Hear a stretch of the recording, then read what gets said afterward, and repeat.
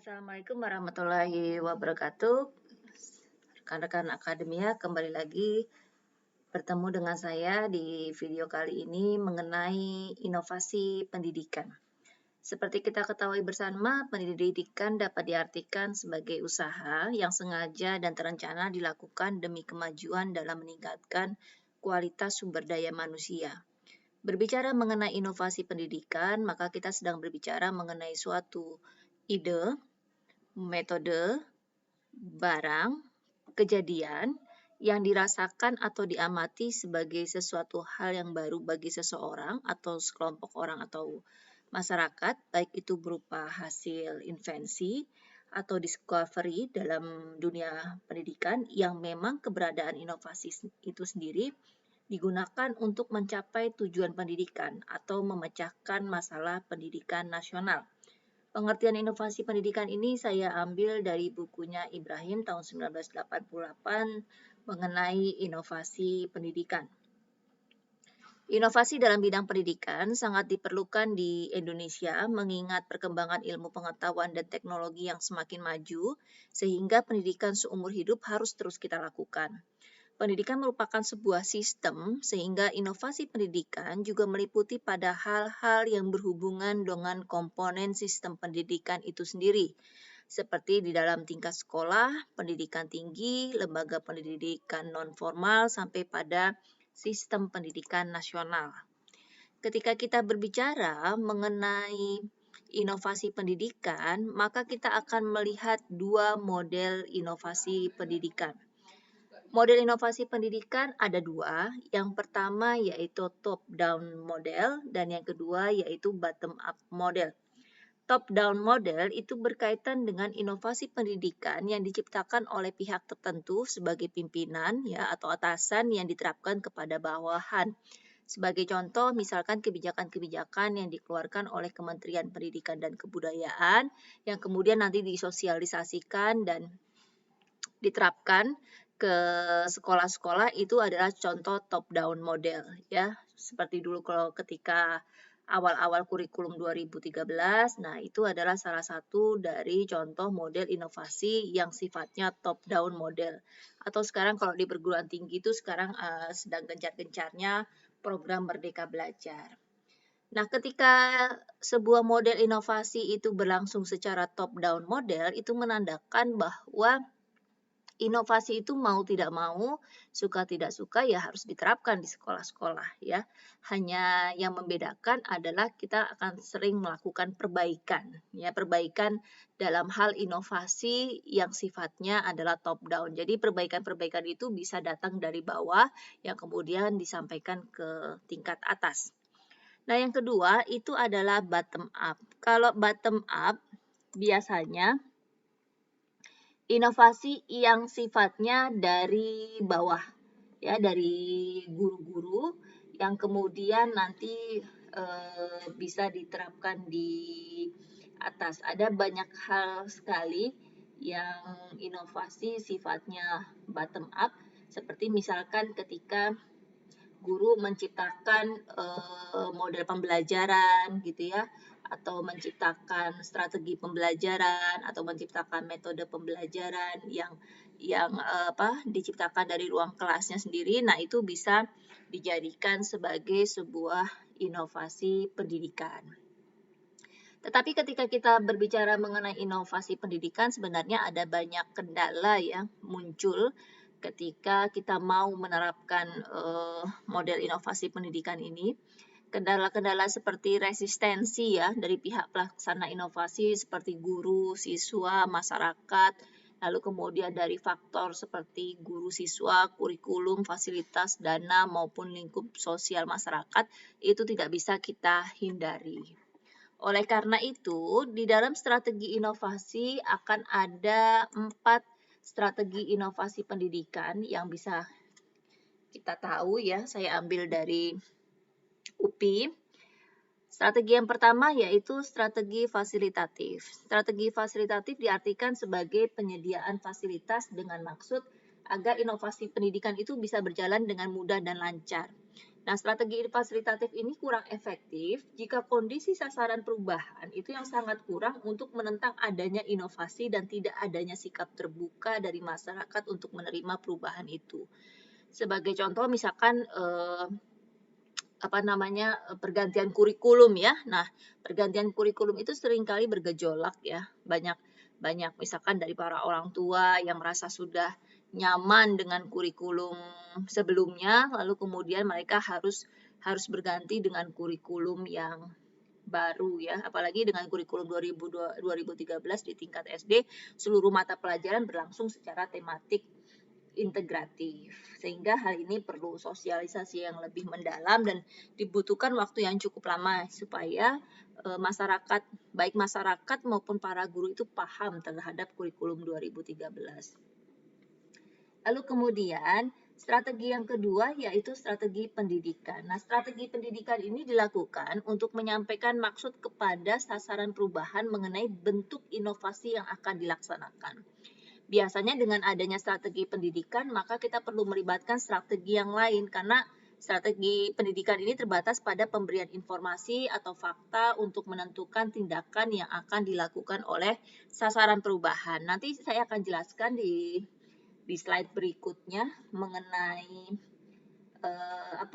dalam kondisi dan situasi yang seperti apa strategi pendidikan ini bisa kita lakukan. Yang ketiga itu adalah strategi bujukan. Strategi bujukan itu dilakukan untuk mempersuasi sasaran perubahan agar mau mengikuti inovasi yang dilakukan.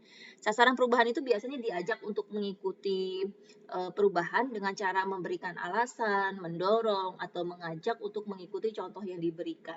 Nah, agar strategi bujukan ini dapat berhasil dan sasaran perubahan mau menerima inovasi, maka kita harus dasarkan pada alasan yang rasional, pemberian fakta yang akurat. Apabila fakta yang salah diberikan, maka akan menimbulkan ketidakpercayaan pada sasaran perubahan atau klien. Nah, sehingga para agen pembaharu inovasi di dalam strategi bujukan ini harus memiliki komunikasi interpersonal yang baik ya, sehingga bisa mempersuasi seseorang untuk dia mau mengadopsi sebuah inovasi.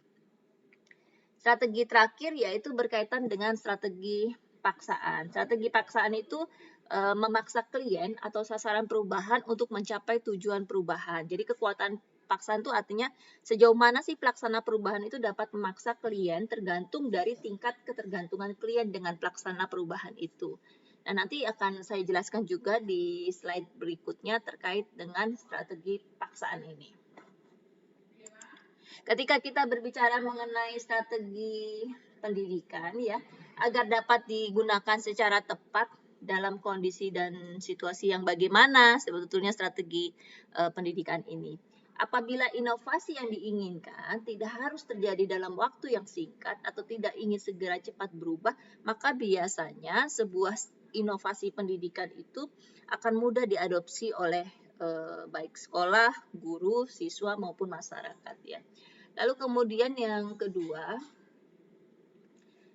sebuah inovasi pendidikan itu akan mudah diterima, akan dapat digunakan secara tepat apabila sasaran perubahan atau klien itu belum memiliki keterampilan atau pengetahuan tertentu yang diperlukan untuk melaksanakan program inovasi. Sehingga itu jadi menambah keterampilan yang mereka miliki, menambah pengetahuan yang mereka miliki. Cenderung orang akan suka meskipun pastinya akan ada pertentangan ya di dalamnya kalau hasil inovasi itu tidak bisa dilihat secara langsung. Lalu kemudian strategi pendidikan itu juga diperlukan ketika kita memperkirakan ya kira-kira akan terjadi penolakan yang kuat oleh klien terhadap perubahan yang diharapkan, maka kita harus melakukan edukasi. Biasanya nanti di video berikutnya saya akan menjelaskan mengenai tipe-tipe orang ya, tipe-tipe orang yang mau menerima inovasi. Ada yang laggard ya, yang sangat sulit diberikan inovasi, tapi ada orang-orang yang dia cepat sekali menerima inovasi, tetapi ada orangnya harus coba dulu baru kemudian dia mau menerima inovasi. Lalu kemudian berikutnya, Biasanya strategi pendidikan ini akan kita butuhkan apabila dikehendaki perubahan yang sifatnya mendasar dari pola tingkah laku yang sudah ada ke tingkah laku yang baru. Dan yang terakhir, apabila alasan atau latar belakang perlunya perubahan telah diketahui dan dimengerti atas dasar sudut pandang klien, maka kita perlukan adanya kontrol dari klien. Kira-kira begitu. Lalu kemudian untuk strategi paksaan, penggunaan strategi paksaan itu perlu mempertimbangkan beberapa hal. Yang pertama, strategi paksaan dapat digunakan apabila partisipasi klien terhadap proses perubahan sosial itu rendah dan tidak mau meningkatkan partisipasinya. Lalu kemudian strategi paksaan juga tepat digunakan apabila klien tidak merasa perlu untuk berubah atau tidak menyadari perlunya perubahan sosial. Yang ketiga, strategi paksaan tidak efektif jika klien tidak memiliki sarana penunjang untuk mengusahakan perubahan dan pelaksana perubahan juga tidak mampu mengadakannya. Yang keempat, strategi paksaan tepat digunakan jika perubahan sosial yang diharapkan harus terwujud dalam waktu yang singkat. Artinya si agen pembaharu ini dikejar-kejar oleh waktu, maka strategi paksaan ini bisa menjadi efektif ya untuk memaksa orang dalam waktu singkat mengadopsi inovasi ini. Artinya tujuan perubahan harus segera tercapai ya, terdesak nih agen pembaharunya. Lalu poin yang kelima, strategi paksaan juga tepat dipakai untuk menghadapi usaha penolakan terhadap perubahan sosial atau untuk cepat mengadakan perubahan sosial sebelum usaha penolakan terhadapnya bergerak. Nah, ini harus segera ini ya, sebelum antipati terhadap inovasi yang mau kita buat. Lalu yang terakhir adalah belum terakhir, masih ada dua terakhir. Yang keenam, strategi paksaan dapat digunakan jika klien itu sukar untuk mau menerima perubahan sosial, artinya sukar untuk dipengaruhi. Dan yang terakhir, strategi paksaan dapat juga digunakan untuk menjamin keamanan percobaan perubahan sosial yang telah direncanakan. Jadi Anda harus bisa membedakan ya, apa bedanya antara inovasi yang sifatnya pendidikan dengan inovasi yang sifatnya bukan pendidikan. Kalau inovasi yang sifatnya pendidikan top down, meskipun nanti di bawah itu banyak sekali bergolakan, sudah pasti ya yang pihak atas itu sedikit menggunakan strategi paksaan karena memang harus dilaksanakan sesegera mungkin. Bedakan kalau misalkan inovasinya itu yang bukan sifatnya pendidikan ya, yang misalkan di luar bidang pendidikan, yang teknologi dan sebagainya macam, itu masyarakat yang masih memegang teguh nilai-nilai masih bisa untuk menolaknya. Tapi biasanya kalau yang sifatnya inovasi pendidikan, apalagi yang top down ya mau tidak mau, suka tidak suka ya harus dilaksanakan ya, baik di tingkat sekolah, guru, siswa, sampai pada orang tua. Kira-kira demikian video mengenai inovasi pendidikan ini, mudah-mudahan berguna bagi kita semua. Wassalamualaikum warahmatullahi wabarakatuh.